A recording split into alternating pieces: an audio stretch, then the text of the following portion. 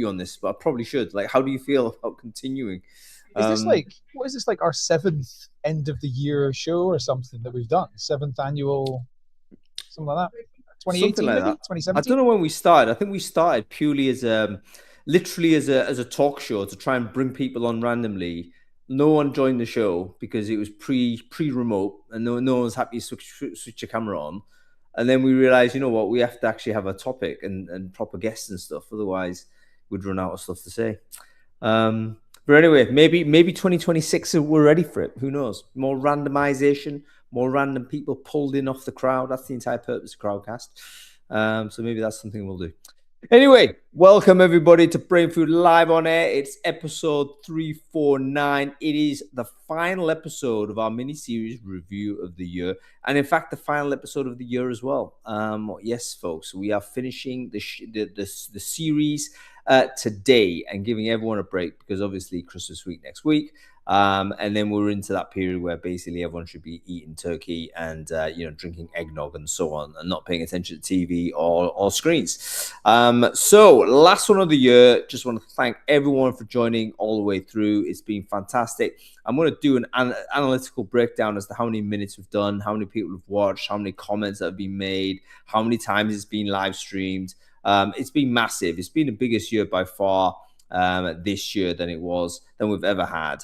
And I'm pleased to tell you that essentially we'll be back in full force next year, starting January the 7th, midweek start. We've got an action-packed January. That schedule will be out in between Christmas and New Year, so I'll let everyone know about that as well. And we're going to be rocking on weekly, bi-weekly, twice weekly even, in many cases next year. So Brain Food Live on Air, here it is. Last show of the year, we're going to review the economy, folks. Everything is downstream of the economy in the work we do in recruitment and HR.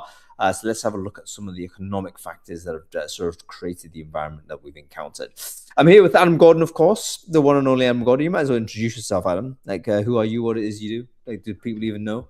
Yeah, hi everybody. I'm Adam Gordon. I've been in recruiting since 1999. I was a terrible employee, so I worked for other people for 10 years and then started building my own businesses, and I've been much more successful at that.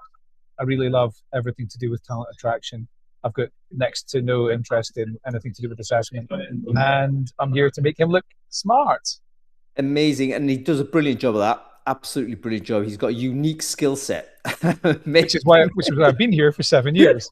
Exactly. Make anybody look smart from a very low base. No, but Adam Gordon, of course, a serial entrepreneur, super successful in the recruitment tech space. And he doesn't talk about it enough, but Poetry are the product that's going to enable your recruiters and get significantly more efficient. It's actually one of the challenges in the UK. How do you actually increase productivity per worker? I do believe the UK is quite low on that, but we'll bring our experts in to talk about this. However, tools like Poetry might actually help the economy. Who knows? Like, are you speeding up how your recruiters work? And if so, does that get more people hired and so on? Probably does down the track. All right. Let's review the newsletter real quick. Actually, no, let's check the sound before anything else goes on. Folks, we're broadcasting this on Crowdcast, obviously. So if you're on Crowdcast listening to this, can you hear me? And if so, do let me know in the chat. We are live streaming this on a couple of LinkedIn as well. So if you're watching this on LinkedIn, my LinkedIn or anybody else's LinkedIn, let me know whether you can hear me in the chat and the comments. We're going to try and engage with everyone, by the way. Essentially, Brain Food is an interactive show. That was what it's meant to be. So we want to talk to everyone who wants to talk to us, criticize, heckle, say nice things, say what you like in the chat. And we're going to try and get back to you. All right, Giles, great to see you here. Thank you very much, Kevin. Brilliant stuff. Thanks, Neil, as well. Ready to go. All right, Adam, let's review the newsletter real quick. Last one of the year, I guess, to review. But did you read it last week? And what did you think?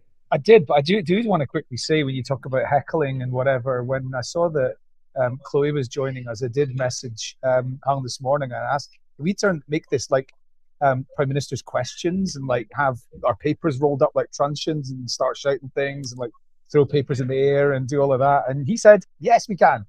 Yes, we can, but let's not disrespect sort of our system of government so publicly, Adam. I think there's lots of good things to say about having venerable methods of debate. So anyway. I kind of agree. So let's get on with that. The first bit of Brain Food I want to talk about is, as always, the poll. 72% of brain fooders think that the World Cup is going to be won by England or Brazil or Spain. And I don't think that's going to be the case. And I agree with you, Hung. It's going to be won by France. Although, if I had my choice, of course, it would be won by Scotland. If not Scotland, then we in Scotland have a 3-letter acronym, ABE, anyone but England. Good Lord, that's true enough, mate. I can understand that the Scots. To be honest with you, brilliant to see Scotland there. It's fantastic. Aren't Wales there as well? Are they there? I can't even remember, but I think. Oh yeah, they're in the playoffs. They've got a chance, haven't they? Northern Ireland, I think, they've still got a chance as well. I mean, wouldn't it be fantastic to see a massive representation? It's a huge World Cup, and you've got really weird countries, not weird countries, but tiny countries like Curacao in there. St. Kitts or something or other in there as well, like some Cape Verde are in there. So we're talking about, countries the size population of a big city, really. So it's going to be an incredible World Cup. We just hope that the Americans are going to let the fans in. I mean, basically, have you seen the latest from Trump? He's basically said, look, we're going to ban people from Senegal and Ivory Coast from actually getting a visa. I think, hang on, mate, you're holding the World Cup next year. We're playing against Haiti, and if you've got a Haitian passport, you're not allowed in America. So you're really basically playing against nobody. I mean, what a disaster that is. I mean, come on. That's a good point. The players themselves. I mean, they have to have a Haitian passport to play for Haiti. Well, I mean, it's chaos. But anyway, this is where we're at, I guess. Anyway, yes, I think France are going to win it. Hugo Ekitike, I think, alongside with Mbappe and that Doué guy on the right-hand side. I think that's just an awesome attack. There's just no way they're not going to score like 2-3 goals every game. They just got to keep it tight at the back, and I think they'll do the job. So, yeah, France for me, mate. All right, let's have another. We talked about productivity a few minutes ago. I'm going to talk about productivity now. Martin Redstone put up a post saying, if you automate all of the tasks that are keeping people sane, then you're going to have a massive, he didn't say this, but mental health crisis, effectively, was what he was getting at. What he's saying is that it's busy work that's getting automated at this time. And that's really the sort of work that gives people a bit of brain downtime, doing the tasks that they're doing. Now, if you work for somebody like McKinsey or Goldman Sachs, you've never had any brain downtime anyway. I just think a lot of other companies are going to end up going like this. You're not going to get mental health walks. We're just not in that, environment at this point. We might be in the future, but I don't believe that typical CEOs really want you to be doing manual, repetitive jobs in order to give your brain a rest. They want you to switch on, and it's going to be survival of the fittest. That's the reality. Yeah, and you know what? Martin actually wrote, I think, one of the most insightful posts of the year with that observation. We all kind of have got on board with the idea of, okay, routine, repetitive work. Yeah, we all want to get rid of that. Our lives will be better. We'll all do higher value work. But Martin said, hang on a minute. Can you do high value work 8 hours a day, 5 days a week, 48 weeks in a year? Like, are you really going to be on it to that degree? And doesn't that lead to just absolute burnout? And what Martin's saying is actually you need the downtime. Maybe some of the repetitive work is actually sort of like we've evolved a way to have a mental break. Whilst you're still doing something, you're still doing productive, but you're giving your brain a rest.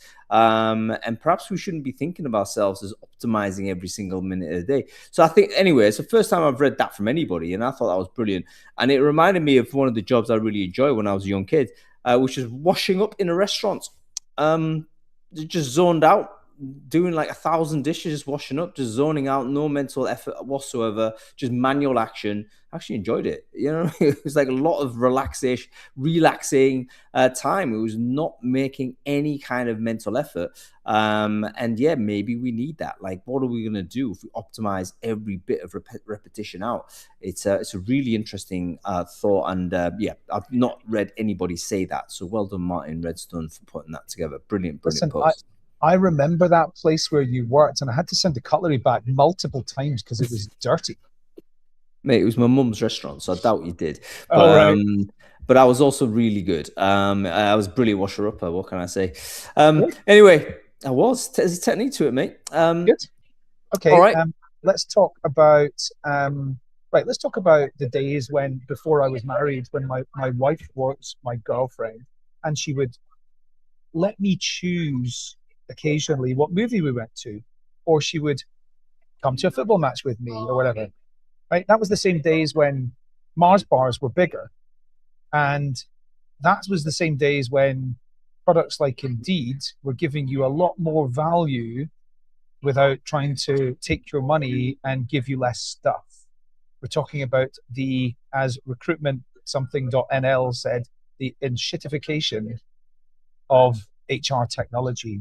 And the example that I know best is definitely Indeed, who are notoriously getting rid of information, putting it behind more paywalls, making you pay for more stuff, and really just like they've got a very captive audience. And when you've got a very captive audience, you can do things like make your Mars bar smaller, or stop going to the football match with your partner, or whatever it might be. And that's what's happened in this enshittification. Mate, I was wondering where you were going with that, mate. My hand was over the mute button, like until you started talking about the HR tech there. I thought, well, what on earth we going to talk about here? But enshittification, it's a brilliant sort of concept by, I think, Cory Doctorow basically coined it, and it was adapted to recruitment tech, and I think it's really poignant in the sense this is just a natural journey. Not the natural journey, but it's the journey that almost all monopolies end up going down. Because if you end up being market dominant, there's zero incentive to continue to provide quality service to a captive market, basically. There's nowhere else for them to go. And so you end up squeezing more, you end up reducing sort of the service level because you know what, the candidates are locked in. There's nowhere you can go. So anyway, yes, Indeed have been hammered by that, but I do think in Indeed's defense, almost every business that ends up monopolistic in that position and kind of insulated from competition will end up going that way. Could be Amazon, could be Google. Google's a classic example of enshittification. All of these products, they need competition. That's basically it. Okay, anyway, let's crack on. We're going to talk about the economy. We're going to bleed in a bit of AI in this, but the main thing is about the economy. And we might as well bring in some of our amazing guests to talk us through it, because you and I definitely don't know enough about this, mate. We're at best, Sunday newspaper reader level, which, is not particularly good, to be fair. Which is interesting, because for two guys who both have, I think, degrees in politics, it's interesting that we know absolutely nothing about it. Hey, I don't have a degree in politics. I have a degree in sociology or something, isn't it? Social anthropology, mate. Yeah. There he is, with pride. Rightly so, mate. Rightly so. Neil Carberry, how many wins are Scotland going to have in World Cup? What's your thoughts? 7. I love it, mate. That's fantastic. If we get out of the group, it'll be the greatest thing that's ever happened. Adam's just glad I chose this jersey, not my club team.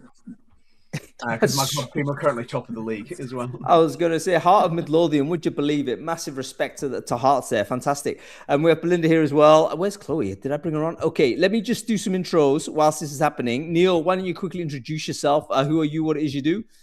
Neil Carberry. I'm Chief Executive of the Recruitment and Employment Confederation, which is the UK's trade body and professional body for recruitment, staffing and talent firms. I'm also an exec member of the World Employment Confederation, working with similar bodies around the world. Fantastic stuff. We had a flyby from Belinda there, but we're going to bring Belinda back. That's fine. And we've got Chloe here as well. I think I'm going to accept Belinda, and she's here already. Brilliant. Hey, Belinda. Oh, we've got Chloe here as well. Brilliant. Hi, Chloe. Hello. All right. I think Belinda, are you there? Yep. Good. Yeah, brilliant. Great to see you, Belinda. Let's do some intros for you as well. Can you quickly explain who you are and what you do, Belinda? Again, 20 years in the industry. First 8 with Vedior and then Randstad post-acquisition. And then since 2012, I've been running an organisation called WorkLab. We quite simply and mostly work with enterprise RPOs and MSPs, and we just provide research that helps them address operational workforce issues. It's getting harder because anything that's easy is being done by AI. So so it's just a research-based service. No, fantastic. And Belinda's been a brilliant observer of trends and instances, able to spot the things that a lot of people don't. So fantastic person to follow on LinkedIn, as is Neil and as is Chloe, of course. Chloe Smith, great to see you again. Chloe, can you quickly introduce yourself? Who are you? What it is you do? Hello, lovely to be with you this afternoon. I'm Chloe. I'm president of the CIPD, and hopefully we've got plenty of members on this crowd. Being a politician, so hence all the PMQs, although let's really not go there for this. PMQs is rubbish at the best of times. But I was an MP for 15 years and Secretary of State for both work and pensions and technology, so quite a unique perspective there on the labour market and AI. Brilliant, and you're doing some brilliant stuff right of this moment in this phase of your career, Chloe. So we'll touch on that in a moment. But let's do the high level, I guess. I mean, we're talking about the economy. I mean, there's a global context to this, but there's also a national context. Let's talk about the global context first, real quick, and then dive into the national. Where to 2025.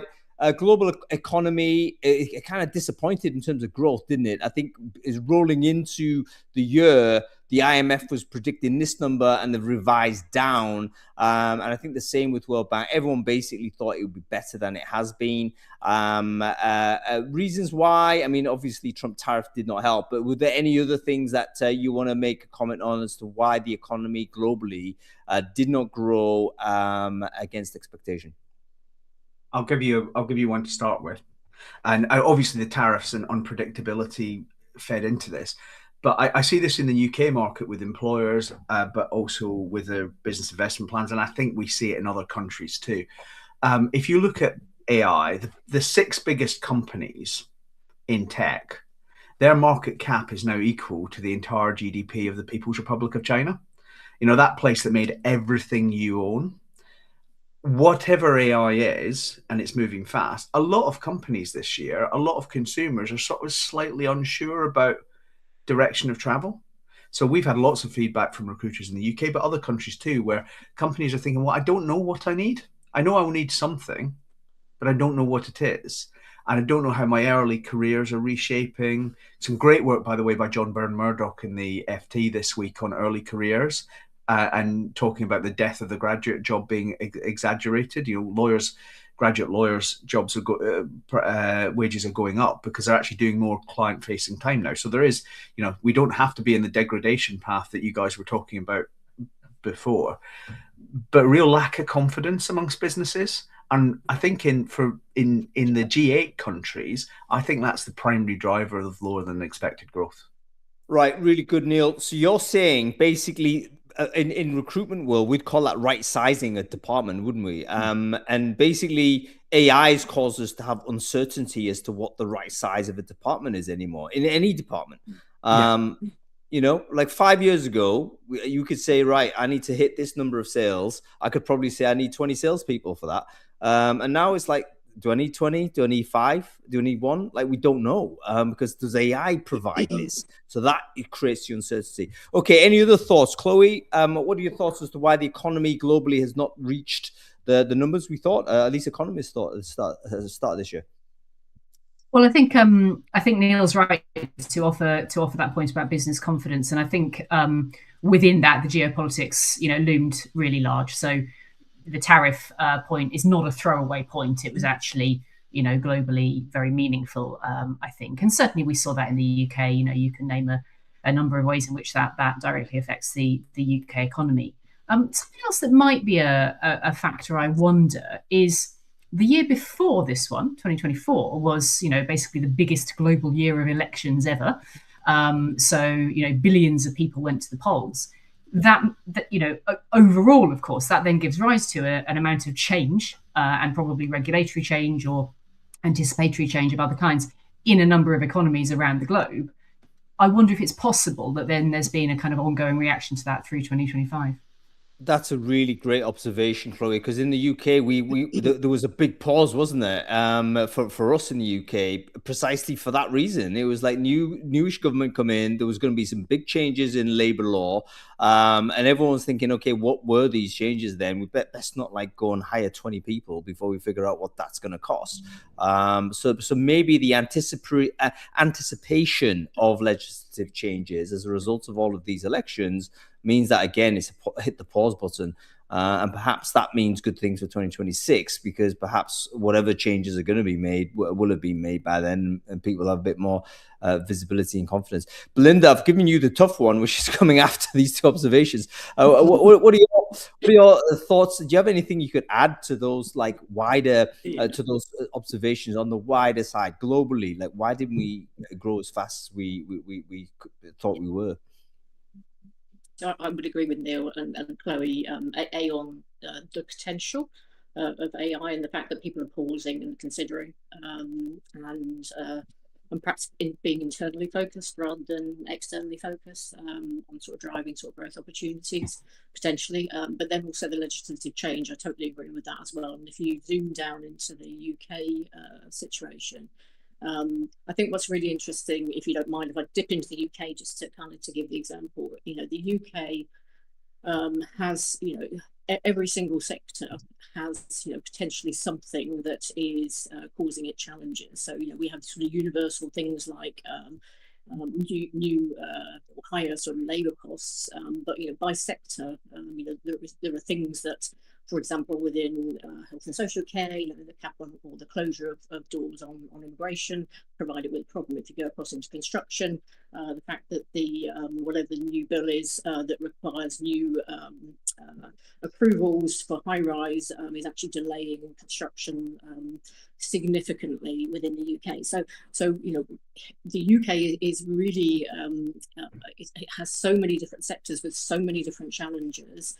That particularly legislation is impacting, that there is just perhaps a little bit of a drain on energy to look for those growth opportunities, because there's so much focus on having to right-size your business or address changes resulting from immigration changes. So I think it's for me, with the UK, it's absolutely a case that we've got such a broad spread of industries from which we derive the predominance of our GVA. We've also got an interesting, organisational size mix. So I think we derive something like 53% of GVA from the largest companies, which sounds fine, but if you look across to somewhere like India, it's about 70% of GVA comes from the largest companies. So if you want to drive change by steering your smaller number of larger companies to do something, it's harder within countries that have a smaller proportion of the GVA that comes from those largest companies.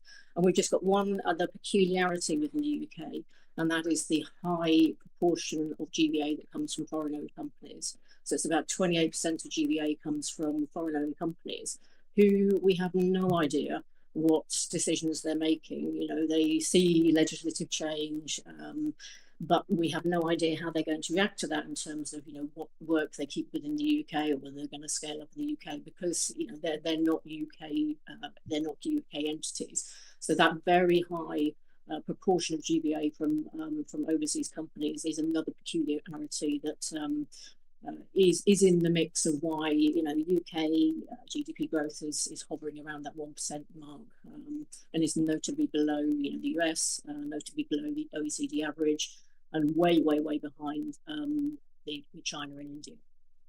Yeah, really, really good. Let's get into the UK because we've got the experts, some UK expertise here in the room. Neil Carberry, go to you on this. REC's been great at working with the ONS and PwC, I think it was, isn't it? You got a partnership there, producing really interesting job. Yeah, sorry, mate. I mean, I'm going to get things wrong here, obviously. But with regards to the sort of data that you produce with regard, it's quarterly that you produce the reports, isn't it? Something like this? Monthly. Even monthly. Brilliant. So you could tell us exactly sort of what the state of play is, how all of this translates into job growth. Yeah. Can you give us a high level of where we're at in the UK in over the last 12 months with job growth, perm, contract, etc., stuff like this? So I'll give you a little bit of quantitative stuff, and a little bit of anecdata. And I like the term anecdata because people write anecdote off, but actually what people actually tell you in conversations does matter. Before we do that, I'm going to make one more comment on the global economy. It's worth being aware that we are at a point of peak political activism for the baby boom generation. So the way that the way that politicians plays to the base assumptions in each country of that generation. So if you think about why Trump lands in America and the Trump point of view, because I would say, as an economist, the tariffs are obviously in the process of damaging the US industrial base, but that isn't what people believe, and the same is true in other countries around the world. There's a bit of a challenge for those of us who work in the real economy to kind of surface the commercial trade-offs that we face. Actually is the basis on which we've made some progress on the Employment Rights Act in the last couple of weeks, where we've actually got into what will this do to employer decision making, when suddenly some of the kind of preconceived ideas fall away a little bit. Sorry, couldn't resist another drive-by. On the data, I mean, it's dead simple. In the UK, whiteboards emptied in 2020, 21, 22, fabulous years to be in British recruitment. Lots of job creation, real scrabble for resources, bit of a sugar rush, too much probably, as people reacted to shortages. The one thing you should never do in a British recruitment firm is baseline your performance in any year after 2022 on 2022. Your baseline it on 2019. That was real. 2022 wasn't really real. Since then, we've seen something that I think has discombobulated British recruitment and staffing because it's so unusual. Our recessions go like this. We go in fast, we go in hard, we go in deep, and then we come out quickly. You know, the phrase has always been first in, first out as a sector. What we've seen since then in our data is just a long period of gentle contraction, less so in temp than in perm. I think that started to change in September. So this is my Christmas optimism for you, and it's mostly anecdata.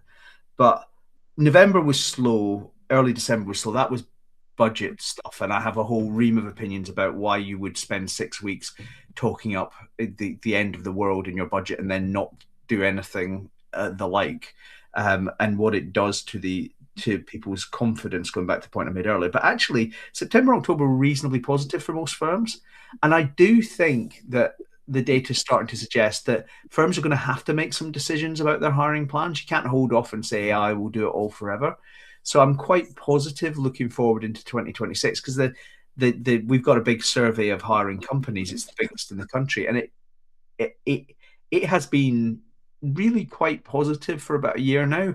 The challenge is getting people to have confidence to take action. So I think that will start to pick up. But the story for the last 2 years has really been a weakening market. And a lot of the fact that people in the market feel that their resilience has been flagging a bit is because we're just not used to a period where our economic cycle is much longer. Usually it's short and really brutal, and this time it's been chronic rather than critical. Yeah, really, really good. Go ahead, Adam. Yeah, say something that backs up Neil's anecdata, and it's anecdata of my own, which is that taking a recruitment technology startup product into the market, it was September and October where I had a real spike in sales activity after having had a very quiet sort of year, most of the year.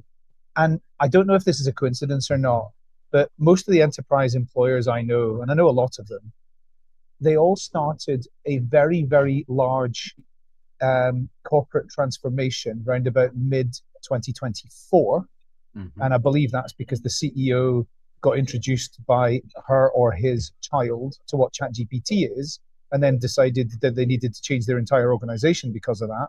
And a lot of those corporate transformations started to come to a conclusion around about late summer. So it might be a coincidence. It might be it's anecdata. It might be just my vantage point. But I think there's something in that. I'll check in another one.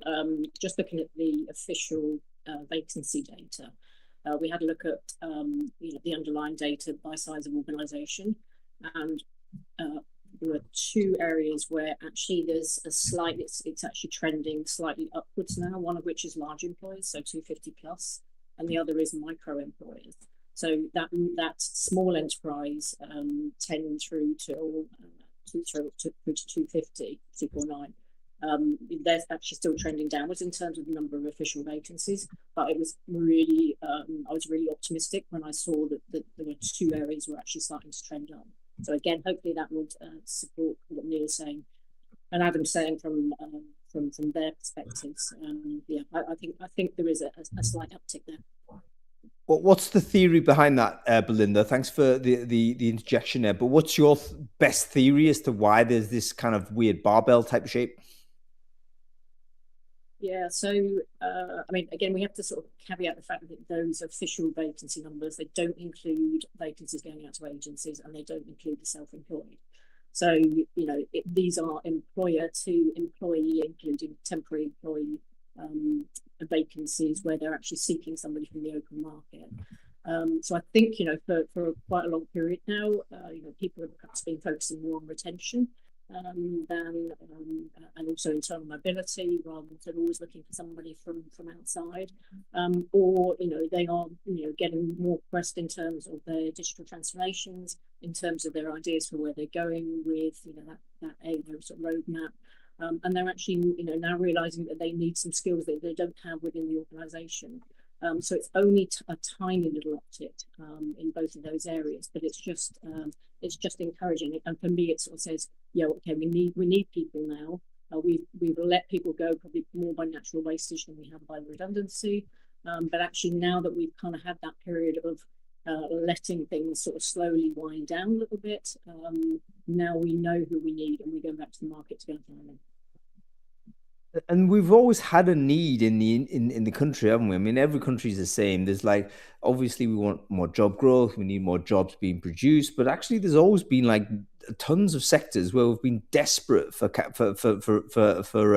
labor, really for a decade plus. I mean, you look at construction, you look at all the healthcare sort of vacancies, teaching, no one can hire a driver, all this type of, you know, we don't have I mean, I was in a restaurant yesterday, people can't hire serving staff, they can't hire wait staff. There's a desperate demand for it.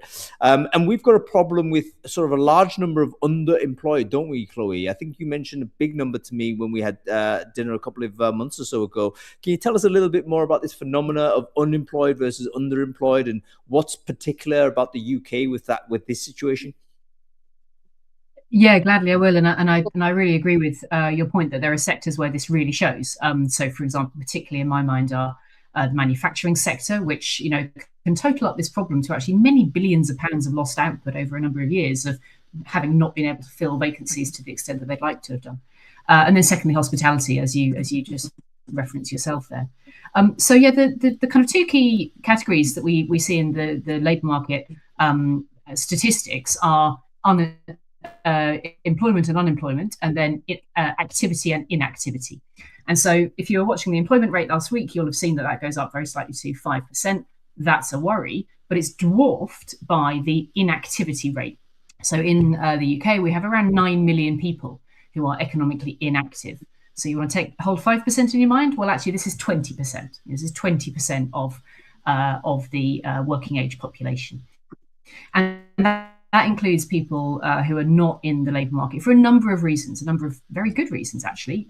Caring duties, ill health, studies. And then there's quite a few amongst this who would like to be able to work if the right opportunity can be found. And some would suggest that rate goes at about 7 in 10, right to play, you know, underused talent pools, if I can call it that. So people who are there and could form that nucleus of talent that businesses are so looking for and still looking for despite the headwinds.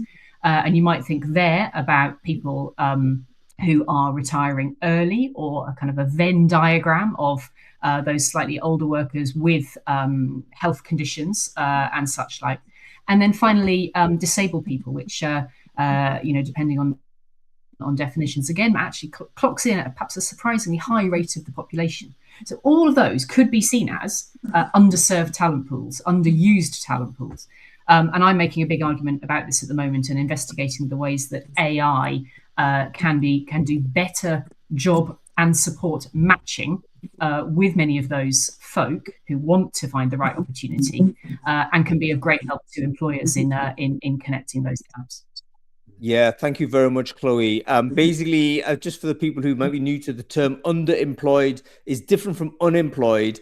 How people kind of measure unemployment is that they have to be looking for work. I think they have to be actively looking for work the last 4 weeks or something. But if you've given up, let's say, or there's another reason why you've decided not to look for work, you're not considered unemployed. You're considered economically inactive, and you're a different category of person. So we've got to be clear what these categories mean. And the UK has an enormous number of the latter, which is 9 million. That's a huge amount of people. And by the way, caveat all of this, I'm not saying, I don't think anybody in the panel is saying that these individuals are not doing anything productive, because I think things like primary care is massively productive. It's hugely vital for society, as a matter of fact. The problem is that it's simply not, if you like, marketized. Therefore, it doesn't go into some spreadsheet. It's not measured. So I think a lot of the underemployment is probably still employment, but it's not sort of accurately measured.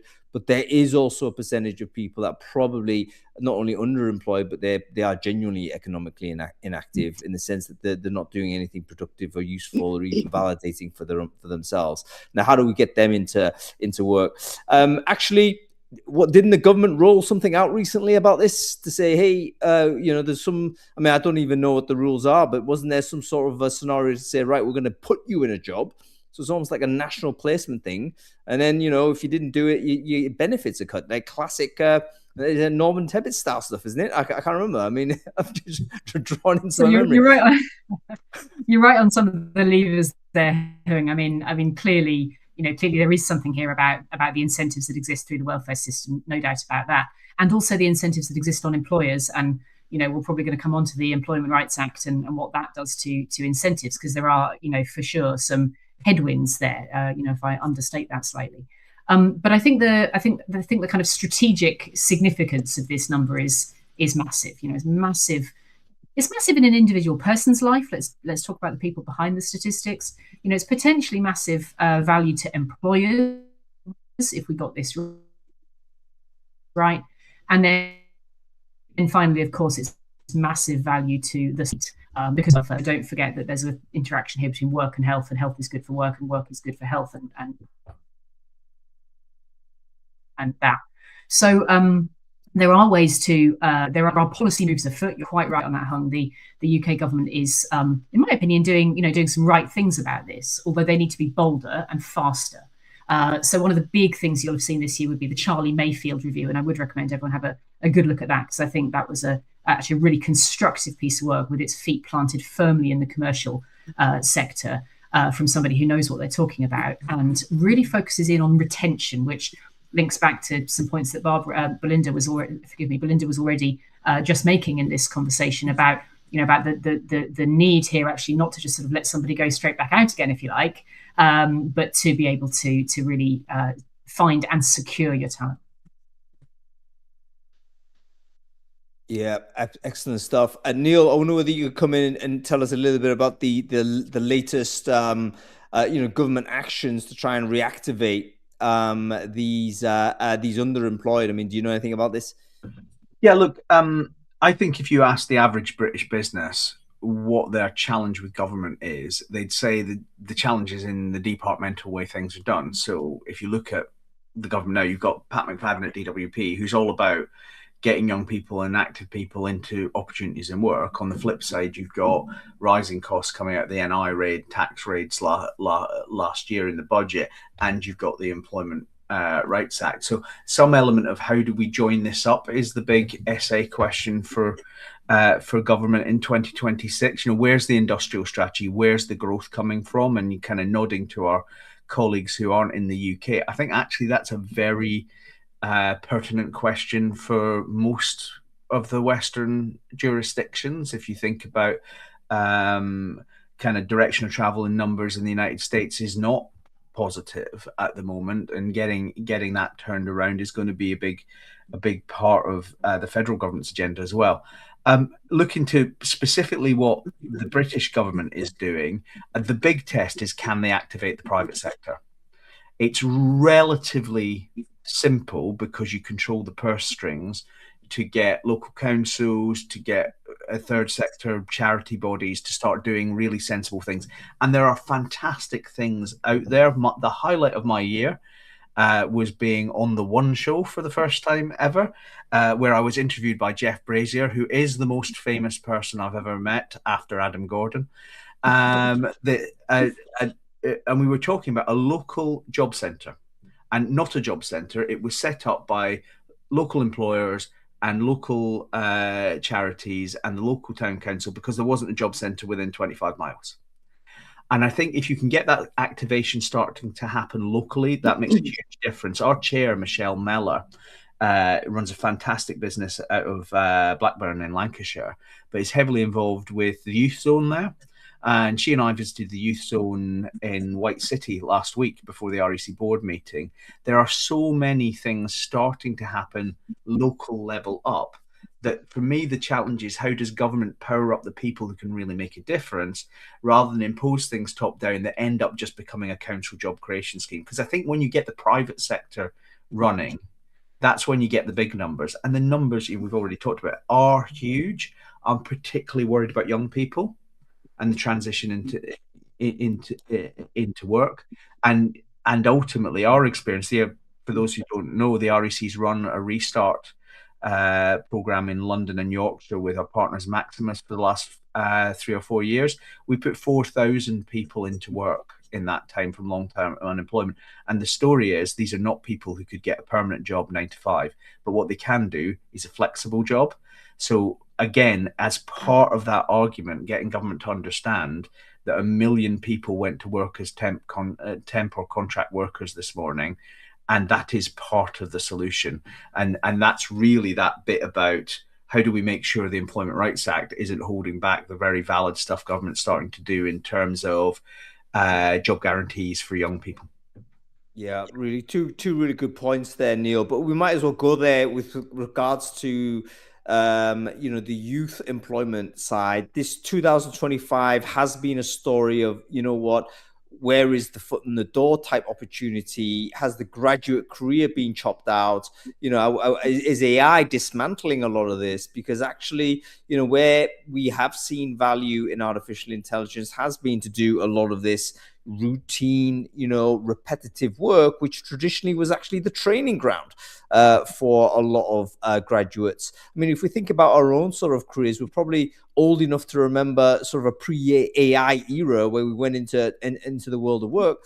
Man, the first 12 months of me doing any job, I was pretty much an office gopher, You're doing all the stuff like doing the research, cleaning up a spreadsheet, doing some, just making things better for other people, for more senior people. But at the same time, the real purpose was obviously to kind of institutionalize yourself in the business and get your domain knowledge up to a level where you could actually become a productive person in that business. Now, obviously, now AI is saying, okay, we can do this now, and the opportunities at graduate level shrinking. What do we do about this? Looking at Adam's point there, he's probably talking about reduce the number of students, cut the university places. Adam, isn't that what you're saying? Well, I mean, what I'm saying is there's an awful lot of jobs that don't need a degree today that used to need a degree, and there's a lot of entry-level graduate jobs which don't exist anymore and are not going to exist. And an example that I was talking to somebody about yesterday was, I live in Glasgow, where there's a big call center sort of hotspot here. I mean, there's not going to be humans working in call centers in 2-3 years' time. So somebody getting a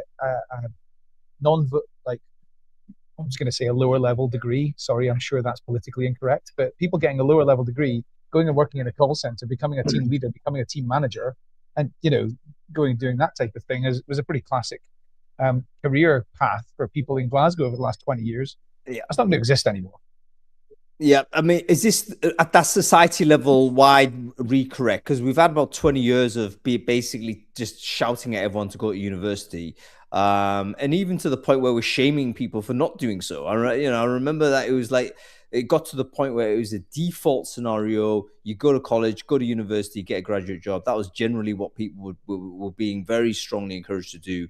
And this is during a period where we thought, right, the future is the knowledge economy, services, that's where it's all at.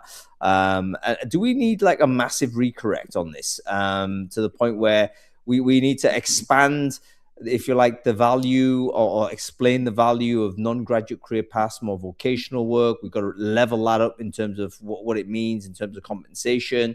We do need skills trades. We need healthcare workers. We need people doing, in the COVID era, frontline work, important stuff, keep society going, rather than everyone just filing into becoming, a marketing exec or a lawyer or, dare I say, a recruitment consultant. I mean, what are your thoughts on this? I'll open it out to anybody to have a pop at this. Matt, can I have a first go at this? Because I have a soapbox on this, right? Oh, dear. If you actually read what Tony Blair said when he talked about 50% of young people, he did not say 50% of young people going to university. He said 50% of young people getting to higher level skills. We have a really strong university sector in the UK. I think it is really necessary that we keep it because it's the front end of R&D. So if you want more spin outs to drive growth, that has to happen. The thing for me is how we have completely failed to support our further education sector. The challenge is that we haven't given people who don't go to university an option. People haven't gone to university because it's the thing to do. They've gone to university because it's the way you get to higher skills, because we haven't funded FE effectively. So there's a big bit of work there. And then for employers, and I think this is the bit where, and I'd be interested in Chloe's view from a CIPD point of view on this. I think there's a big moral job of work here for employers, which is you can take one of two views about the loss of all that busy work we were talking about earlier. You can either say, well, that means I can go from 50 graduates to 20 graduates or 10 graduates. Right, great. Saves you a bit of money in the short term. Where's your future medium and senior leaders coming from? You can't outsource that. And it doesn't actually matter. To Adam's point about apprenticeship earnings in the chat, it doesn't actually matter whether you're going to higher skills through university or higher apprenticeship. What matters is the level of opportunity. So I think enlightened companies, and I pointed out the John Byrne-Murdoch stuff yesterday, should be thinking about how do I still hire quite a lot of grads, but give them different jobs to do with higher value, higher productivity, and potentially higher reward. That is difficult to argue with a chief executive. But if there's one job for HR right now, it's about getting people thinking beyond what happens in 2026 into 27 and 28. And I think for us as recruiters, we should be absolutely standing next to our clients in TA and HR and helping them make that argument. Because if you are just doing short-term, ultimately you will lose, because all productivity comes from how labor and capital interact, not from just capital or just labor. There we go. Sorry, I'll get off my soapbox now. Can I come in second and pick up the baton of this? I think there is a huge opportunity here for the people profession, and I kind of prefer to use that phrase because actually, in a way, I think there's elements of this that are about traditional TA or recruitment, and elements of this that have then landed elsewhere in an HR sort of spectrum. One of the key points here being that you need to extend your view of talent throughout the whole of your organizational strategy. Just as Neil was also saying about departmental silos in government, there's a risk of siloed thinking if you don't have a proper talent strategy that goes all the way through kind of holistically your whole organization. So I think there are some really key points to be made here at the highest strategic level. And actually, one of your articles in last week's newsletter went right for this as well. And that's the one about rebuilding America's workforce. So, that's worth a read for people who are interested in this. There, on the UK perspective, you can see some very clear analysis came out just recently in this year about some of the drags on productivity. So if you have a look at the OBR's latest piece on productivity, workforce issues and demographic issues are absolutely in there, and one of the reasons why you might expect slow growth and slow productivity growth in the UK. So I think there's two key things to be thinking about for the people profession. So one is strategic workforce planning, without a doubt. some of our analysis at CIPD recently about what employers are beginning to tell us that they think AI is going to mean in terms of headcount up, headcount level, headcount down. And you can see this in our labour market outlook. Our key conclusion from that is do strategic workforce planning. You need to be able to do that rigor in order to get that answer and get it, as you say, well beyond the boundaries of 2026. And then the other really big piece coming here is about training. And actually, I think higher education is sort of but one flavour of that, really. You have a giant global phenomenon here. So the World Economic Forum says that actually 60% of the world's workforce may need upskilling or reskilling by 2030. That's only in 5 years' time. That's massive. And that is, principally the AI lens that you're looking through there. So the people professions' biggest contribution, I suspect, in the next decade is going to be supporting that kind of reskilling, hopefully inside organizations, in the sense that people may then be able to retain, good jobs and the berth that is right for them. But in any case, there'll be movement, between organizations, of course. But that's, I think, the single biggest contribution that the people profession could make next. Yeah, really interesting. Belinda, go to you on the youth employment aspect. What's your take on the state of play here? Graduate recruitment crisis. What do we do about that? I guess. I mean, we moved on to projecting forward a little bit, but why don't we should go there? We should be fearful of that. What we see across all industries is that employers are just reviewing what they want from graduate talent. So they're not saying that they don't need that entry level talent anymore. They're just reviewing what they're actually doing. We've just completed a study of the global life sciences market in light of the fact that due to tariffs, most of the large life sciences companies are now saying that they're going to be developing new facilities in the US, and they're going to be absolutely new state-of-the-art facilities in the US. And what's fascinating for us there is even if they design those new facilities, what they'll have ended up with is a blueprint for their workforce of the future. It'll be AI first plus people, but what they require of people will be roadmapped by designing those new facilities that will be in place in the US by 2030 at the latest. What that means for something like entry-level talent is that, and what we also saw, because we mapped all the skills that people are currently asking for from graduate talent and what they're likely to be asking for in the future, is that they're looking for people not to bring in and train over a 2 to 3 year period. They actually want that talent to hit the ground running the minute they actually arrive in an organization.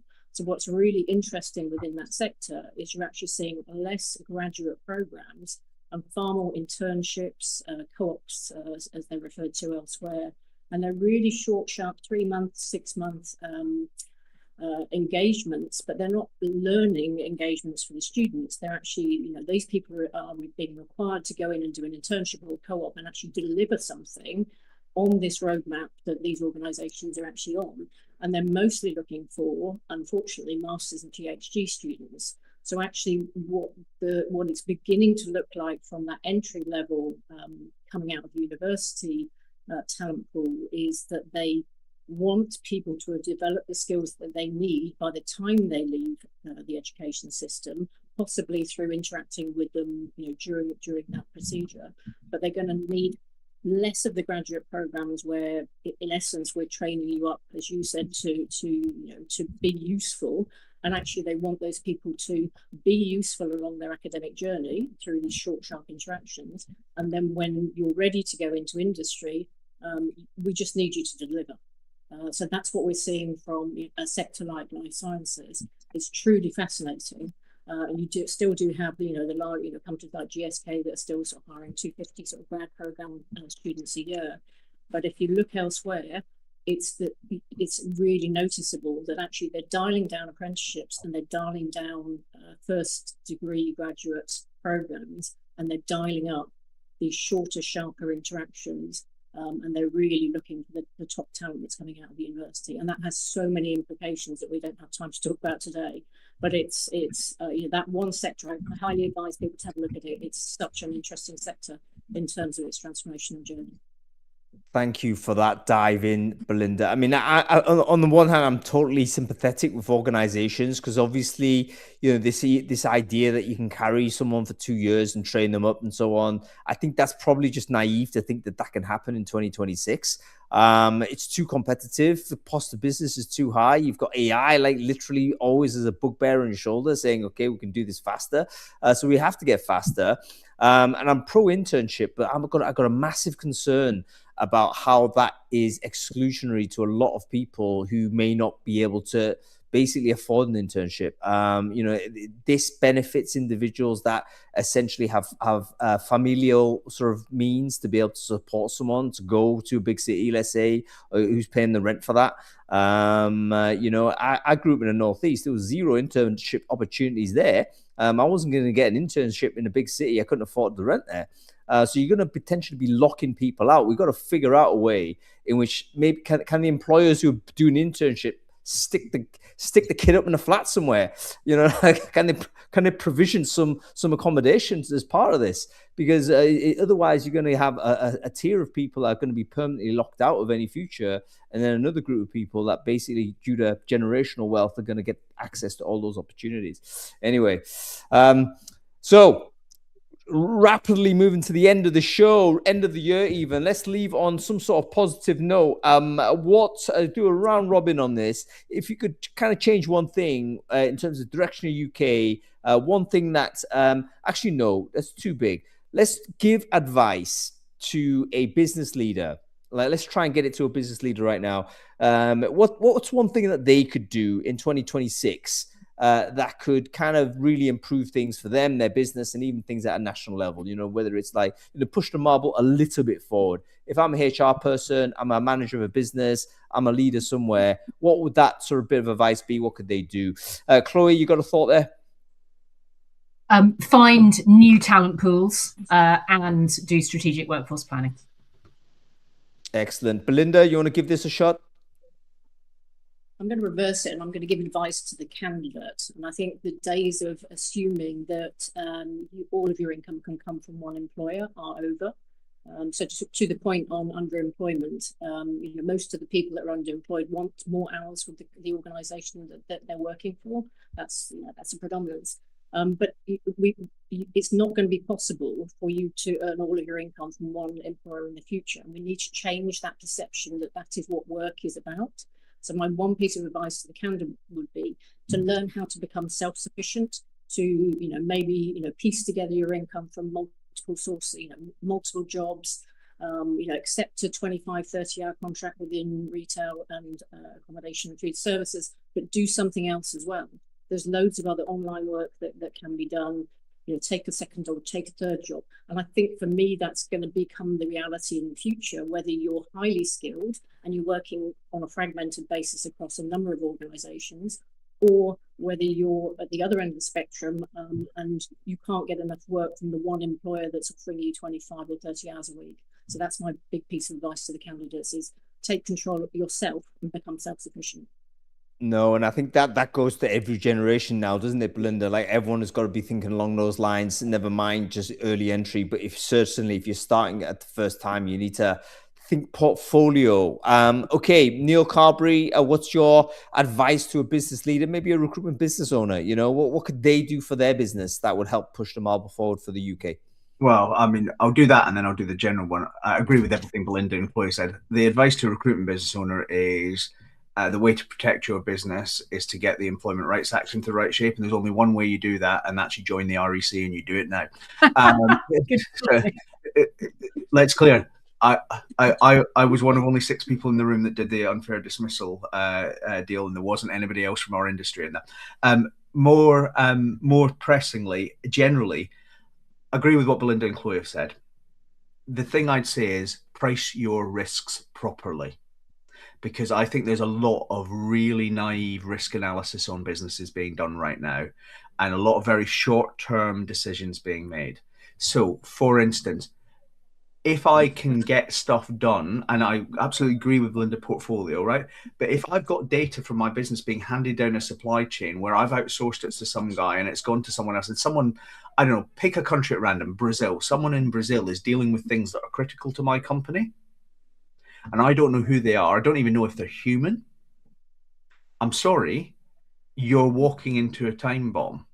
You do some of these establishment costs that we're trying to minimize should not be minimized, because we should be thinking about value, not price. So in our strategic workforce planning, who are we bringing into our business? Who are we bringing into our circle of trust?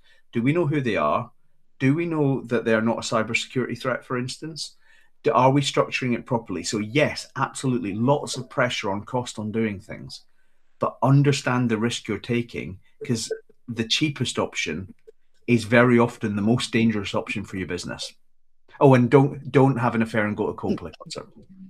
Yes, goodness me. Wasn't that a HR story of the year? But actually, on the offshoring and outsourcing, that is also one of the trends that is definitely going to be happening in 2026 and onward. I did a poll on this, and like 54% of respondents said, yes, we're definitely going to increase the offshoring side. So that is another thing that UK as a unit, national unit, have to think about. I mean, we could be the beneficiary of it. There's US companies offshore to the UK now. There's certain pockets in the United Kingdom that could potentially be the highly educated, low costs kind of option to a lot of businesses. So maybe there's an opportunity there, but at the same time, you have to think about it. Anyway, lots more to talk about, but we are at the end of the show, end of the year. I want to thank all of our wonderful guests for joining. Neil Carberry, great to see you, sir. Have a very happy Christmas, very good New Year. Belinda Johnson, great to see you. Your debut on the show. Definitely going to get you back, Belinda, if you're happy to do so. Have a very good Christmas break. We have Chloe as well. Chloe Smith, wonderful to have you join. Great to have you here as well. We'll make sure we reconnect early 2026 as well. Have a very good break. Okay, that's about it, everybody. I think that's me signing off with Adam in tow, because we've got the rest of the year to get on with, mainly eating sort of sweets and stuff like this. So thank you everyone for watching. I hope you've enjoyed this show. I hope you've enjoyed the episodes over the year. Follow the channel if you want to be in touch as to what's happening next year. We are going to start with a bang. I guarantee you, very excited to see the January schedule. I think we're going to do about 10 shows in January, like a massive sort of chunk. It's going to be brilliant. Follow the channel there. If you're watching this on LinkedIn, follow my page there, and I'll be broadcasting this on LinkedIn every week, maybe even twice a week. Okay, that's it. I'll see you later. Have a good Christmas, everybody. Cool. Look, I'll tell you what my advice was going to be, because it was going to be entirely contrary to the spirit of the show. Yeah, what? Give up? What were you going to say? Something horrible. Ruthlessly AI every single aspect of your business, because if you don't, you're going to be anti-competitive and you're going to lose in the market. I think we have to do that. I think we have to understand that's true. And that does mean less people employed in your own direct business, no question about that. The question is, look, are you going to be more successful, and does that grow the pie in any way for others? So yeah, you've got to be aggressive that way, and you've got to hire people that have that skill set as another thing to think about. One of the things we'll be looking at next year, Adam, I don't know if you've got any thoughts on it, but like, how do you recruit someone that themselves have got that ability to improve your AI enablement as a business? Like, what skill set, what mentality is that? Trying to figure out what that might look like. But that's definitely going to be a topic of the year for sure. Anyway, Jake Paul, Anthony Joshua, mate. I don't know. I saw an interview with Jake Paul earlier today, and he said to me, no, he didn't say to me, he said, somebody said, like, is this actually scripted or what? He said, it's illegal for it to be scripted.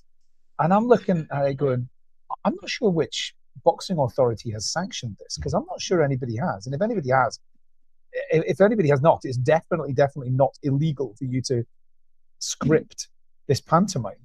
But anyway, I mean, if it's a serious fight, then Jake Paul's knocked out within 2 minutes. If it's not a serious fight, then there's a different outcome. It's as simple as that. There is no scenario where Joshua loses this. Right. I don't think Jake Paul can hurt him. I mean, the weight difference is just so. It's like my nephew trying to knock me out. He's 9 years old. He's got a strong punch. He's not gonna knock me out, mate. You know what I mean? It's just the weight difference is just too significant. Well, it's not just that. It's not just that. I mean, although Anthony Joshua has lost a couple of fights in the last few years, the guy's an Olympic gold medalist. You don't become an Olympic gold medalist unless you're not a great boxer. He's a great boxer, and he's absolutely massive. He's too big. I think just physically he's too big. Like, just, I don't know. Anyway, Jake Paul, good luck to you, sir. I hope you make it all right. That's all I got to say. I mean, there is a risk here, but yeah, let's see what happens, I guess. All right, listen, cool. I'll catch you later. We haven't caught up, Adam, but I want to do that. So I want to make sure that, yeah. I sent you I screenshotted you my calendar. I know that was last week. Can you screenshot the next week as well? And I'll get an hour in. All right. All right. Bye-bye. See ya.